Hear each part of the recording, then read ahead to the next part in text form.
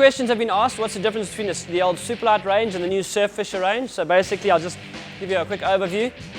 The Surf Fisha range is just the upgraded versions of the old Superlights, Superlight X and BFS. The Surf Fisha 470 being the upgraded version of the BFS. And in our range, which will be coming a little bit later in the year, the Surf Fisha 410, which is an upgraded version of the old Superlight and Superlight X combined into one. Okay? We like the features of the old Superlight X and BFS, being the surf riding kayak. So hence the name, the Surf Fisha. Surf for riding the surf.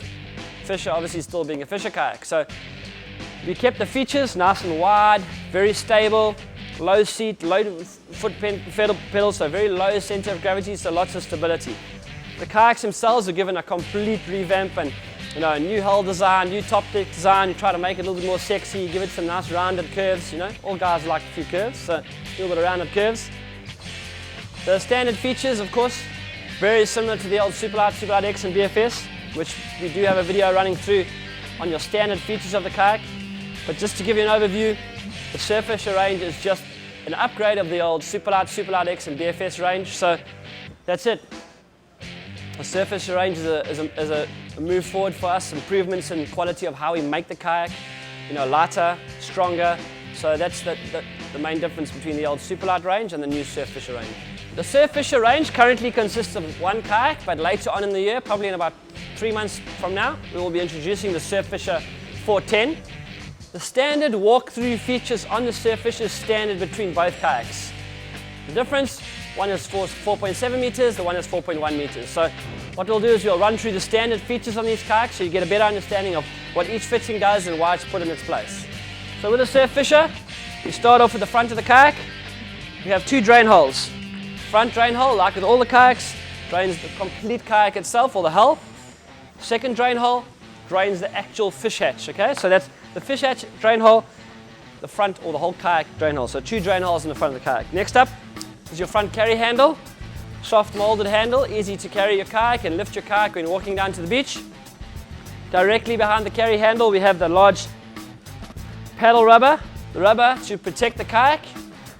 When you place your paddle underneath the elastic's not for carrying your kayak, but purely for securing where your paddle goes. So your paddle will come along, go underneath there. While you're sitting there, you can put your paddle under there, holds your paddle in place.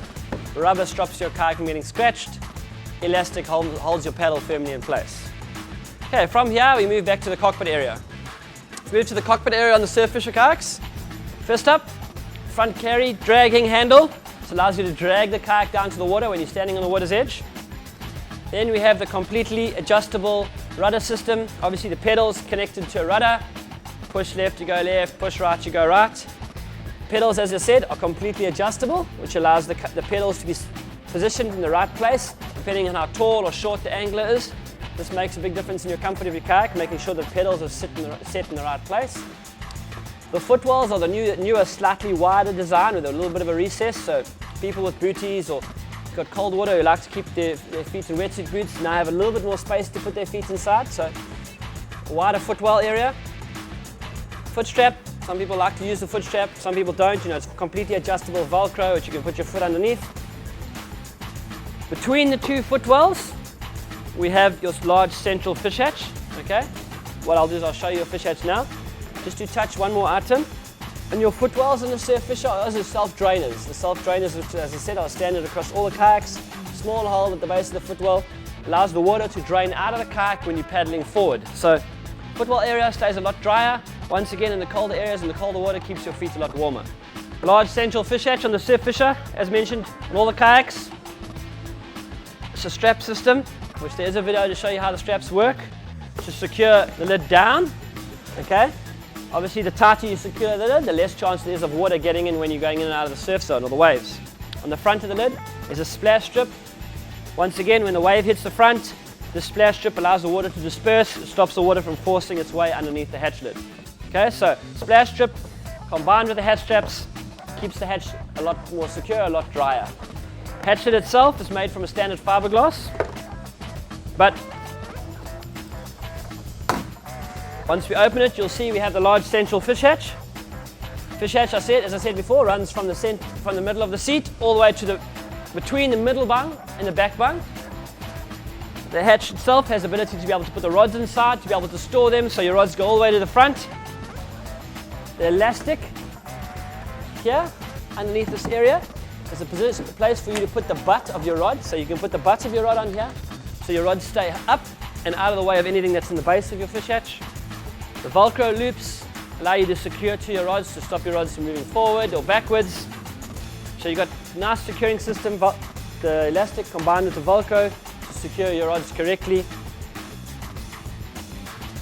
The fish hatch, large central fish hatch as well, as mentioned, not only can be used to store your rods, it can be used to store tackle, you can use your extra tackle box, maybe a bait box, a couple of extra items, maybe you want some clothing or a whole lot of different lure pouches or jig pouches or something, plenty space to keep inside your kayak. Running back under the seats and also forward. So if you're not using it for other items, you have plenty space to keep all sorts in. Best part about it, of course, those big monster fish we try and catch, they fit me comfortably. Okay, standard in Surf Fisha, of course, are your side carry handles. Mentioned before in other kayaks, simply to carry your kayak by the side, or if you want to secure a backrest, or if you want to secure a rod leash or a paddle leash or something, you can use the handles to do that. Directly behind the cockpit area, we move to the rod holders. Standard on a Surf Fisha are two 50-degree or angled trawling rod holders with a place to secure your rod leashes, or as mentioned, to secure your backrest. Okay, so two standard rod holders. If you would like extra rod holders, the facility has been placed in your kayak behind the dry hatch to add the extra upright rod holders, so you have facility to put them in, but a standard kayak comes with the two rod holders only. Directly behind the two rod holders, we move to the large rear hatch. There's an easy access hatch. Once again, another storage area in your kayak where you can put tackle bags, clothing, juice bottle for drinking, phone, keys. Be careful, these hatches do get a little bit of water in sometimes. So if you're putting valuables like phones or keys in, try and put them in a waterproof pouch just to make sure so that nothing gets wet. So easy access rear hatch combined with a large central hatch, more than enough space to store anything you like on your kayak. The next option you have, little small recess area, okay, in the back. The small recess area allows you to put a tackle box, okay, secure your life jacket or any other item on here, so a little bit of extra storage with some shock cord, so basically an extra storage area. Then your rear rudder hatch access, it's just a hatch cover that allows access to your rudder system. Simple, okay? Underneath is your rudder, turning left and right, simple. Last item, a rear carry handle, soft molded carry handle. The idea of this carry handle, once again, is to carry your kayak down to the water. If you've got a friend who wants to carry the front or you want to carry the back, nice soft molded carry handles to carry the kayak down to the water. So that's it. Pretty simple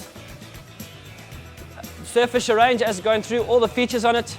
As mentioned in all the kayak ranges, every item on these kayaks is cleverly positioned or thought out to make it an easier kayaking adventure for you, and the items themselves have a purpose. So run through the video again if you're not sure, and you'll be able to get an idea of how everything works on these kayaks. Okay, not to forget that the good old Surf Fisha is your mean machine for the big surf conditions or the big waves. For the guys who like to launch in big surf or who want the kayak that really surfs the wave nicely, that's where your Surf Fisha falls into the market.